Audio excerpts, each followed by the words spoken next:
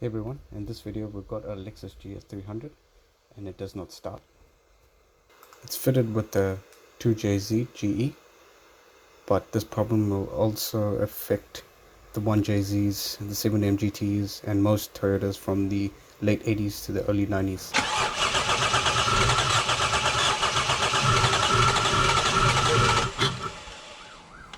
So you just heard the vehicle cranks but it does not start. So my recommendation is first check your fuses. That's the easiest thing to do. Check your EFI fuse, check your ignition fuse, check all that in that vicinity and make sure nothing's blown or nothing's obvious. When you have done that, then you can move on to the next step, which you will see now. Once you've determined that there are no obvious faults with the fuses or anything in that nature, find an intake source such as your main intake pipe or a brake booster vacuum line or similar, where you can spray starting fluid in, as seen here.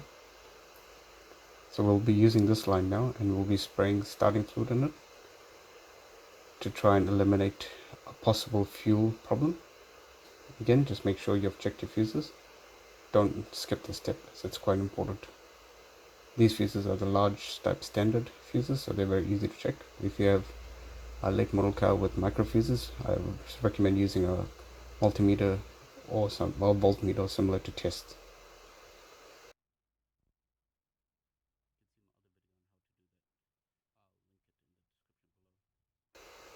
Always make sure you use your safety glasses. Do not try this method without using proper safety equipment.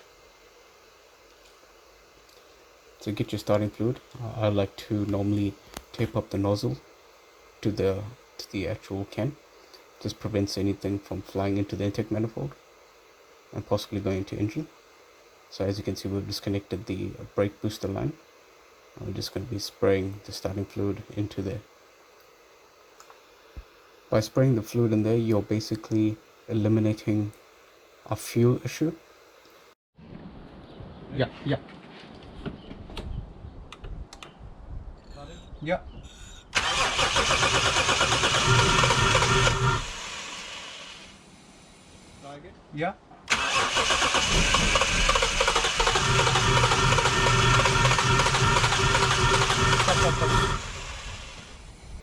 So as you heard there, the engine is trying to start. So that tells us that there is ignition, but in the next step we'll just confirm this. To test for spark, I just grabbed any old spark plug, any automotive spark plug or similar, just grounded it to the battery and used a set of jumper cables. And now I'll just remove cylinder number 1, the HT lead, just using that as my ignition source, and we'll watch for a spark now at that spark plug.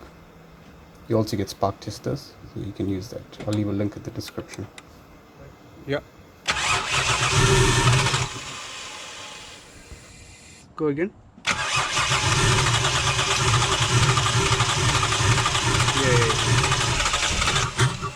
So as you heard there again, the vehicle still tried to start, and we did have spark, as you probably saw.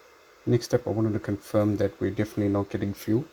So I just used a screwdriver just to listen to each injector, because normally you can actually hear the clicking of the solenoid. No. I don't hear any click.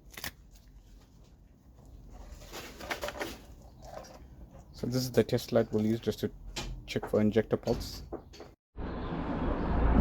So we have determined that the injectors are not firing.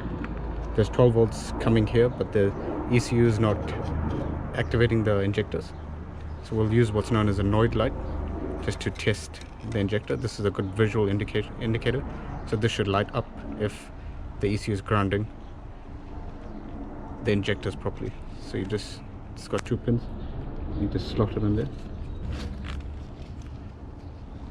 And then you get someone to crank the engine, and then you look for visual light.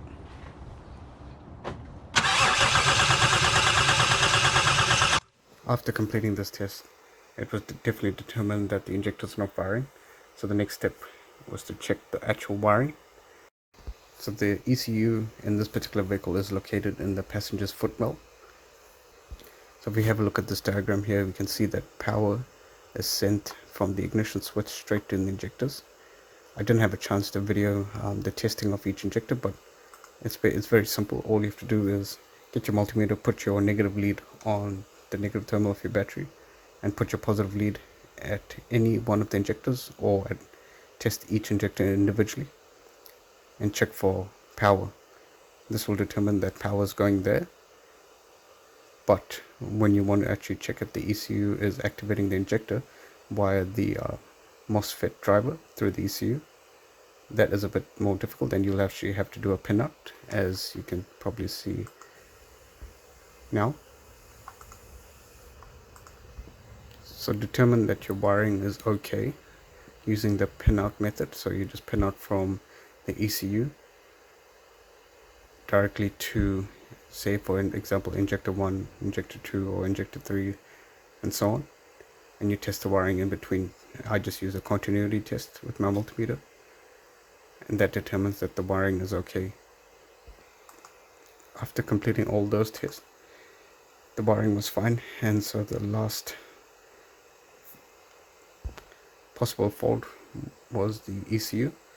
So we pulled the ECU from the vehicle and opened it up, and right enough we found that the capacitors had leaked on the board, and it damaged a few of the tracks and some of the IC pinouts, as you can see.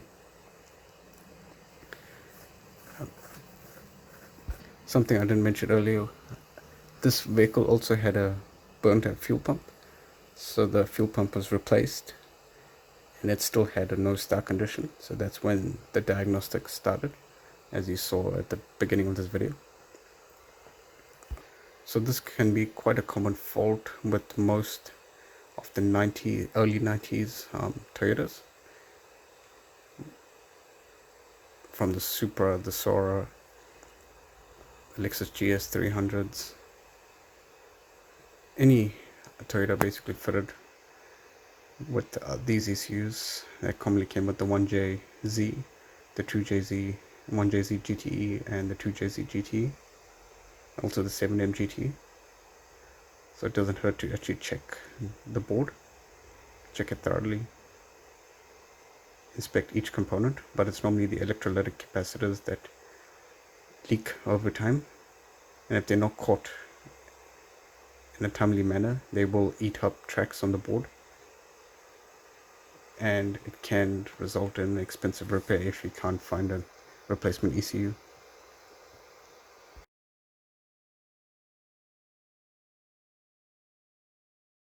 I would highly recommend that you replace all the capacitors with the more expensive low leakage type capacitor. The specs are as follows. It goes 47 microfarad 63 volts, 10 microfarad 50 volts, 100 microfarad 10 volts, 220 microfarad 16 volts, 15 microfarad and 35 volts. So there are multiple of these capacitors within the ECU. I highly recommend replace all of them once you're in there. This is just a close-up shot of the ECU and all its components. I just thought I'd add this just in case anyone else needs to refer to this video and the components, or if your board is badly damaged you need to see what was in place. Hopefully this will help you out. Once all the electrolytic capacitors and the faulty tracks were repaired, we reinstalled the ECU into the vehicle and tested for injector pulse using the Noid light.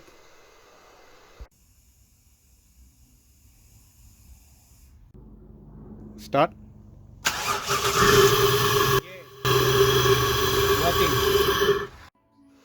Once this was completed, we had to re-lacquer the board, because that's something I didn't mention earlier.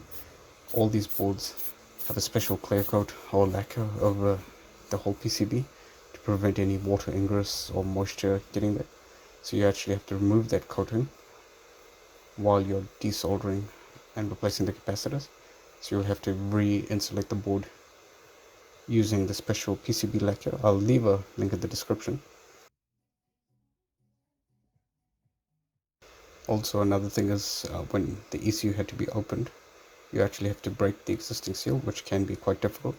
I would definitely recommend heating it up the ECU, not to a very high degree, but heat it above room temperature so that the sealant softens and you can open up the cover a lot easier. If you run a sharp blade, carefully you'll be able to cut it neatly, and you'll have to reseal the board prior to installation. But make sure when you do change the capacitors to test it out before you go ahead and seal everything. Start.